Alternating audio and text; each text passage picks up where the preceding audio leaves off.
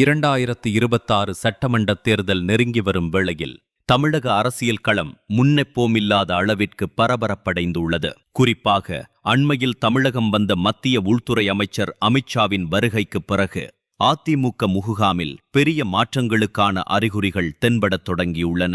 எடப்பாடி பழனிசாமி, ஓ பன்னீர்செல்வம் மற்றும் டிடிவி தினகரன் ஆகியோரை ஒரே அணியில் இணைப்பதற்கான இறுதிக்கட்ட முயற்சிகள் வெற்றியடையும் விளிம்பில் இருப்பதாக தகவல்கள் கசிகின்றன. திமுகவை வீழ்த்த வேண்டுமென்றால் சிதறி கிடக்கும் அதிமுகவின் வாக்கு வங்கியை ஒன்றிணைப்பதே ஒரே வழி என்பதை பாஜக மேலிடம் மிக தெளிவாக உணர்ந்துள்ளது.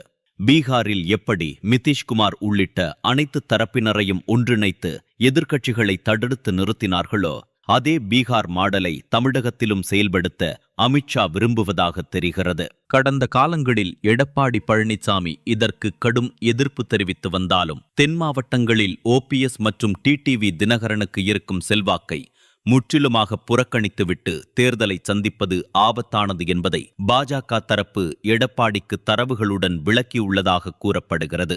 2024 நாடாளுமன்ற தேர்தலில் அதிமுக தனித்து போட்டியிட்டு சந்தித்த பின்னடைவு எடப்பாடியின் நிலைப்பாட்டில் மாற்றத்தை ஏற்படுத்தியுள்ளது. ஓபிஎஸ் மற்றும் டிடிவி பிரிந்து சென்றதால் டெல்டா மற்றும் தென் மாவட்டங்களில் அதிமுகவின் வாக்கு வங்கி கணிசமாகச் சரிந்தது.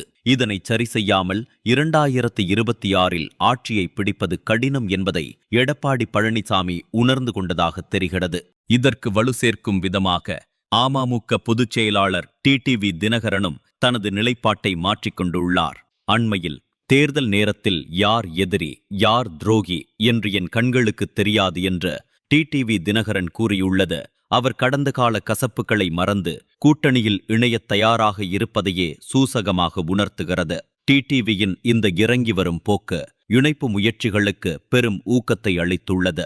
முன்னாள் அமைச்சர் எஸ்பி வேலுமணி மூலமாக நடந்த பேச்சுவார்த்தைகளில் எடப்பாடி பழனிசாமி ஒருவித சமரசத்திற்கு தயாராகிவிட்டதாகவே செய்திகள் வருகின்றன. தமிழர்களின் முக்கிய பண்டிகையான பொங்கலுக்கு பிறகு, அதாவது தை மாதத்தில் இந்த மெகா கூட்டணி குறித்த அறிவிப்பு வெளியாகும் என்று எதிர்பார்க்கப்படுகிறது. தை பிறந்தால் வழி பிறக்கும் என்ற நம்பிக்கையில் இந்த இணைப்பு அறிவிப்பை வெளியிட திட்டமிட்டுள்ளனர். இது வெறும் அரசியல் கூட்டணியாக மட்டுமல்லாமல் அதிமுகவின் தொண்டர்களுக்கு ஒரு உற்சாக டானிக்காகவும் அமையும்.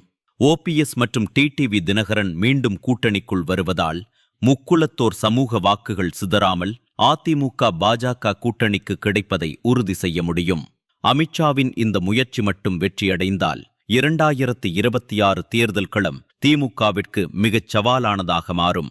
ஓபிஎஸ், டிடிவி, இபிஎஸ் ஆகிய மூவரும் கைகோர்ப்பது என்பது ஆளும் திமுகவின் வாக்கு வங்கியை குறிவைக்கும் ஒரு பலமான வியூகமாகும். எடப்பாடி பழனிசாமி தனது பிடிவாதத்தை தளர்த்தி இந்த இணைப்பிற்கு பச்சை கொடி காட்டிவிட்டதாக வரும் செய்திகள் உண்மையாகும் பட்சத்தில் தை மாதம் தமிழக அரசியலில் ஒரு புதிய திருப்பத்தை ஏற்படுத்தும் என்பது திண்ணம்.